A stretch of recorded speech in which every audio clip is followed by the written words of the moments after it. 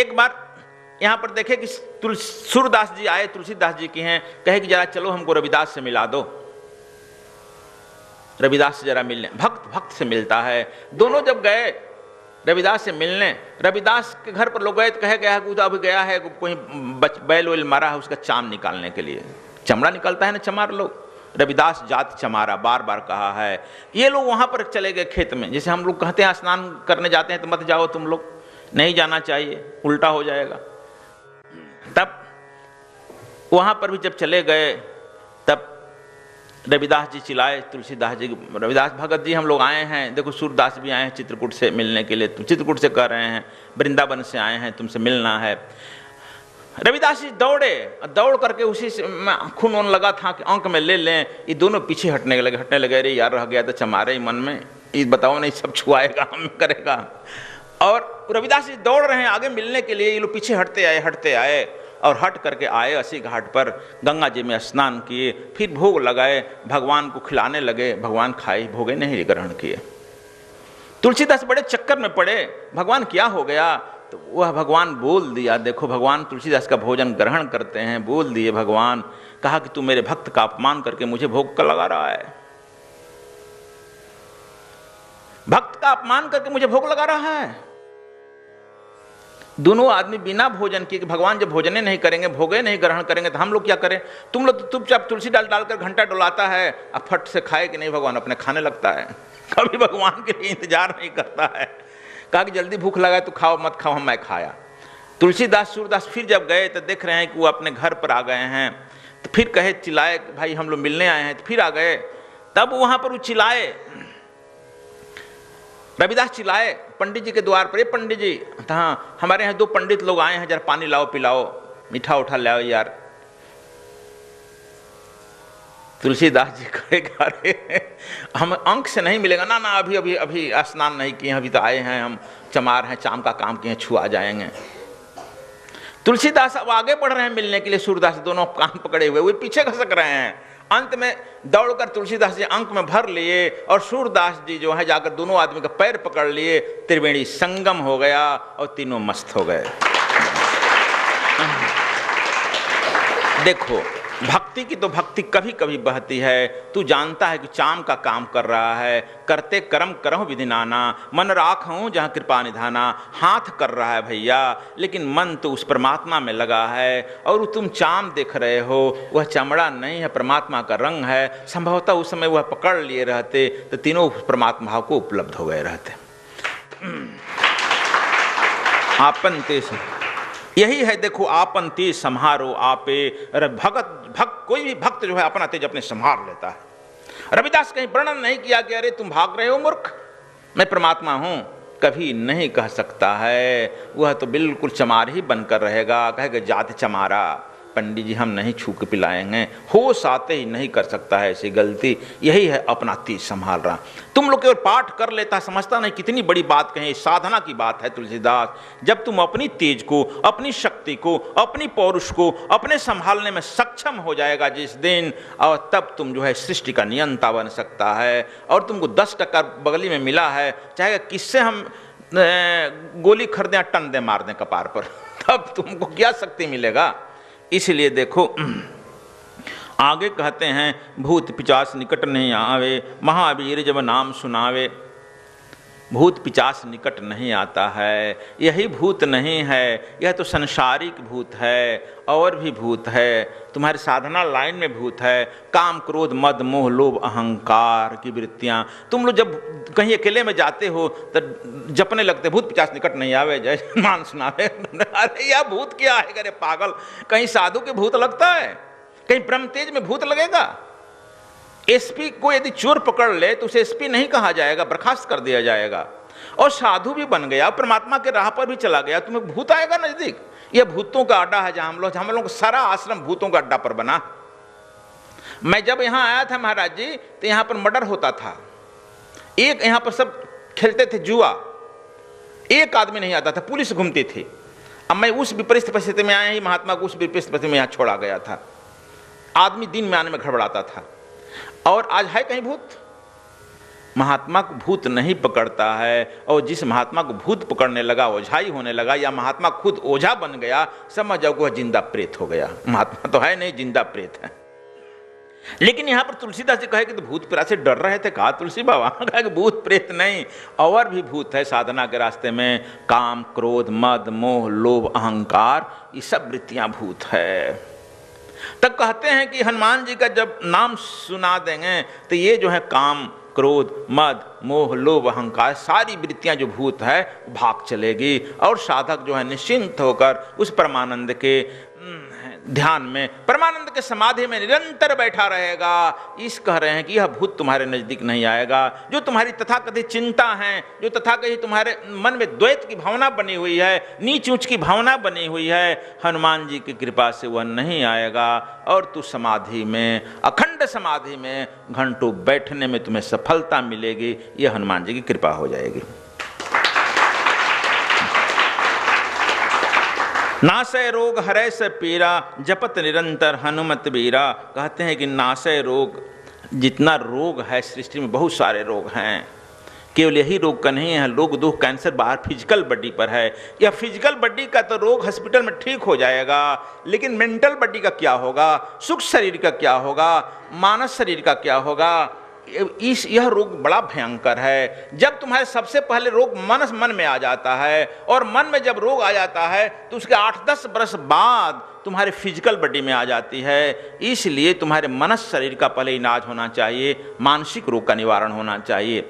मानसिक रोग से मनस शरीर का तुम्हारा जब निवारण हो जाता है, तब शरीर में यह कष्ट नहीं आता है, और इसमें बाहर कष्ट आ भी। देखो, यह जैसे 7 शरीर है, आत्मा के लिए भी 7 शरीर है। 7 शरीर के अंदर वह पर्दे में बैठा हुआ है, और सबसे बड़ा शरीर है। इसका कष्ट, रोग, दुख इतना असर नहीं करता है जितना कि तुम्हारे मन के अंदर जो बैठा हुआ है, मानस शरीर, मेंटल बॉडी में जो रोग बैठ गया है, एस्ट्रल बॉडी में मन रोग बैठा हुआ है। यह बॉडीलेस बॉडी में बैठ नहीं सकता है, लेकिन मेंटल बॉडी में ही बैठ सकता है।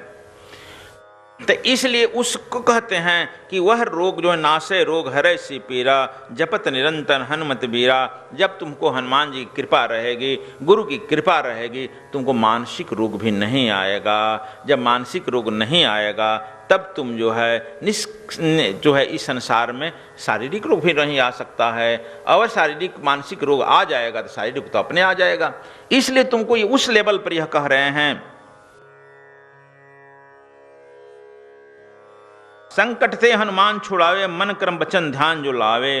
कहते हैं कि हनुमान जी जो हैं किसी भी संकट से तुमको मुक्त कर सकते हैं, लेकिन कहते हैं एक शर्त लगा है, मन, वचन और कर्म तीनों एक मिलना होना चाहिए। जो ही हम लोग मन में कुछ सोचते हैं, कुछ कहते, कुछ करते कुछ, तीनों अलग अलग है। माने तीनों लेयर हम अपने में द्वंद्व में हैं, अपने में हम झगड़ा में हैं, अपने हम बेहोशी में हैं, अपने हम शराब के नशे में हैं। शराब का नशा जो है, देखो, वह जो है क्षम्य हो सकता है, लेकिन यह अहंकार का नशा क्षम्य नहीं है। इसको हम अलग अलग कर देता है। हम सोचते कुछ, कहते कुछ, करते कुछ।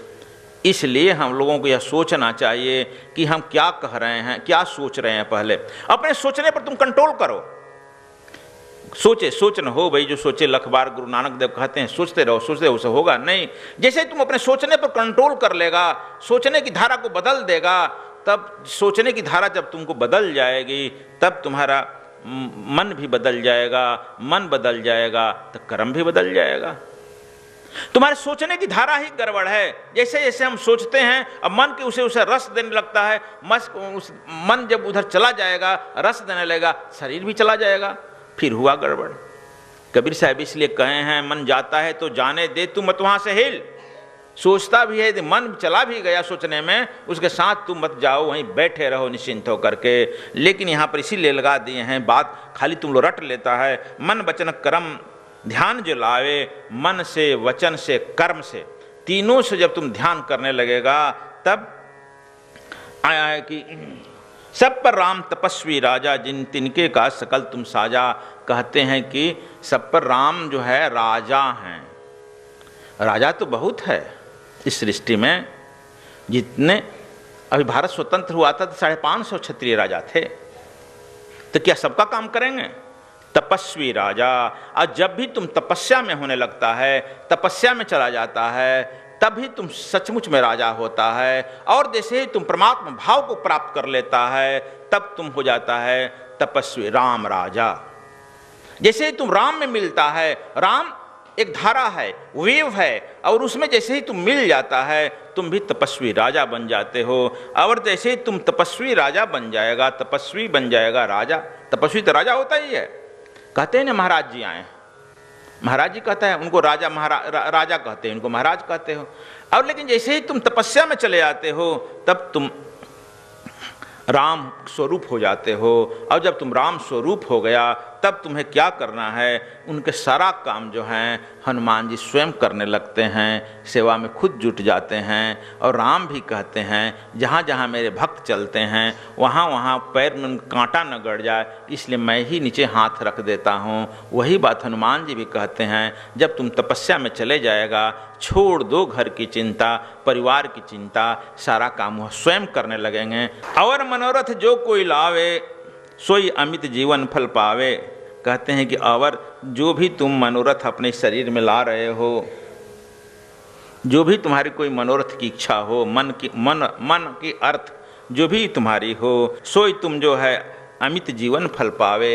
इस जीवन कई गो जीवन है, कहीं जीवन नहीं है, मैं बताया ना, करोड़ों जीवन तू लेकर आया है, करोड़ों जीवन जाएगा और सब जीवन में तुम्हारा यह पार करने का ठिका ले लिए हैं। तुम इनको एक पकड़ लो और सब जीवन ले गए। चारों युग प्रताप तुम्हारा है प्रसिद्ध जगत उजियारा। तुम अब कहे कि हर युग सब जीवन में कैसे पार करेंगे यार, ये तो राम जी के साथ हुए हैं चले गए, तो नहीं, यहाँ पर तुम्हारे मन की खटका जानते हैं तुलसीदास जी की, तुम्हारा मन कहाँ कहाँ खटकेगा, इसीलिए लगा दिए कि चारों युग प्रताप तुम्हारा है प्रसिद्ध जगत उजियारा। राम के बारे में नहीं रामायण में कहें कि चारों युग प्रताप तुम्हारा। राम जो है त्रेता युग में प्रताप है, और कृष्ण का प्रताप द्वापर में है, और विष्णु का प्रताप जो है सतयुग में है, और कलिक का प्रताप कलयुग में होगा। लेकिन यहाँ पर तो कहते हैं चारों युग प्रताप तुम्हारा, चारों युग में प्रताप समान है, इसलिए हनुमान जी भी अमर हैं। और तुम जिस सदगुरु करते हो, तुम्हारा सर केवल शरीर मरता है, कपड़ा की तरह बदलते हो, तुम्हारा आत्मा भी नहीं मरता है और तुम्हारा सदगुरु भी नहीं मरता है। और हनुमान जी भी अमर हैं, इसलिए कहते हैं चारों युग प्रताप तुम्हारा है प्रसिद्ध जगत उजियारा। यह सब जानता है, यह जो है आत्मा के बल पर परमात्मा भाव में, यह तुलसीदास जी बात कर रहे हैं। दो तल होता है, एक संसार का तल, एक परमात्मा का तल। जब गुरु कभी बात करता है तो संसार के तल पर एक बात करता है, और कभी कभी वह परमात्मा के तल पर चला जाता है। जैसे भगवान कृष्ण गीता जब कह रहे हैं, मैं अब इसके बाद जो है गीता पर ही बोलूँगा, प्रथम अध्याय से शुरू करूँगा जब गीता पर, कि जब भगवान कृष्ण कहते हैं मित्र अर्जुन, तो समझो कि संसार के तल पर बोल रहे हैं। लेकिन जैसे ही कहते हैं सर्वधर्मान प्रत्यज माम एक शरण ब्रज, सबको छोड़ो मेरे शरण में आ जाओ, तो वह अपने शरण में नहीं कह रहे हैं, वह परमात्मा के तल पर बोल रहे हैं, वह परमात्मा बोल रहा है। इसलिए यहाँ पर यह कह रहे हैं परमात्मा के तल पर हनुमान जी का बात कहा गया है। चारों युग प्रताप तुम्हारा है प्रसिद्ध जगत उजियारा। सारा चारों युग में परमात्मा के तल पर हैं, परमात्मा चारों युग में रहता है, और इस रूप, जिस रूप में तुम चाहेगा उस रूप में वह उपस्थित हो जाता है। लेकिन चारों युग में करते क्या हैं? साधु संत तुम रखवारे, असुर निकंदन राम दुलारे। कहते हैं कि हम चारों युग में एक ही हमको ड्यूटी मिला है, साधु और संतों की रखवाली करना। समझ गए? बॉडीगार्ड हैं, साधु संतों के बिना पैसा के बॉडीगार्ड मिल गए हैं। और तुम लोग तो नेता लोग बॉडीगार्ड जाकर लाते हैं, कमांडो लाते हैं, यह जो हैं बिना पैसा के बॉडीगार्ड मिल गए हैं। और यह बॉडीगार्ड तो चुक जाएगा, कहे कि बंदूकें नहीं चली, राइफल चल गया। यह बॉडीगार्ड हो सकता है कि वह मालिके को मार दे, बहुत बहुआ है, अमेरिका के राष्ट्रपति को मारा, भारत के प्रधानमंत्री को मारा, बॉडीगार्ड ही मारा। लेकिन यह बॉडीगार्ड कभी चुक नहीं सकता है, यह ऐसा कमांडो है कि मारने वाला को टनक दे मार देगा। समझ गया? और साधु संत के तुम रखवारे, असुर निकंदन राम दुलारे। कहा कि असुरों को टन दे मार देगा और अपने भक्तों को तुरंत बचा लेगा। इसलिए कह रहे हैं कि असुर निकंदन राम दुलारे, असुरों को तो मारकर राम के दुलारे बन गए हैं, प्रिय बन गए हैं। इसलिए साधु संत के आगे कहते हैं कि अष्ट से दिन अवनिधि के दाता, असबर दिन जानकी माता। ये हम बताए हैं, अपने रामायण में कथा कह चुके हैं कि जानकी को कुछ नहीं मिला था। बाप जब पिता जाने लगा इनके पिता जो थे जनक थे, विदाई करने लगे तो छिपा कर अपने बेटी को, माँ भी अलग से देता है, बाप भी देता है। बाप कहने लगा, बेटी तुमको क्या दें, मैं जानता हूँ कि तुमको आपातकाल आएगा, इसलिए अष्टसिद्धि नवनिधि को धीरे से पकड़ा दिए, कान में कहा कि यह अष्टसिद्धि नवनिधि ले लो, काम करेगा। लेकिन अष्टसिद्धि नवनिधि जब रावण आया तो वहाँ तो प्रयोग कर सकती थी, गरिमा का प्रयोग करती, धरती की पुत्री उठती ही नहीं, कर सकती थी ना, उठती ही नहीं, उठा। जब तुम धनुष नहीं उठा पाया लंका में, जिसको जानकी हाथ से लेकर लिप देती थी, पोत देती थी, और जानकी को उठा सकता था, लेकिन कहीं नहीं प्रयोग की। जैसा पिताजी दिया था अष्टसिद्धि, वह जब हनुमान जी गए अशोक वाटिका में और माँ कहकर प्रणाम किया, तो जानकी कहती है, अष्टसिद्धि नवनिधि के दाता असबर दिन जानकी माता। कहा कि बेटा यह हम पर भारी पड़ रहा, कहाँ कहाँ लेकर घूमूं, अब ले इसे तू ले ले, तुमको काम आएगा। तब देखो यह माँ की व्यक्तित्व होता है। तू लो माँ, हम यहाँ जग कर रहे हैं, सब पैसा छिपा छिपा कर रखी है, कोई दे नहीं रहा। देखो यहाँ पर जो है माँ अपने पुत्र के लिए बचा कर नहीं रखी, तू लो अपने पुत्र के लिए बचा रखी है ना, यहाँ अपने पुत्र के लिए बचा कर नहीं रखी। हनुमान जी महाराज को दे दी कि ले जाओ, तुमको काम करेगा, हमारी किसी काम का नहीं है। तुम लोग अष्टसिद्धि नवनिधि के लिए मार रात दिन नाक दबा रहा है, और तुम जानकी माता कहे कि हमारे किसी काम का ही नहीं है यार, और हनुमान जी को दे दिया, ले जाओ, तुम्हारे काम का है तो काम करना। तो इसीलिए यहाँ पर तुलसीदास जी ने खोल दिया है, अष्टसिद्धि नवनिधि के दाता असबर दिन जानकी माता।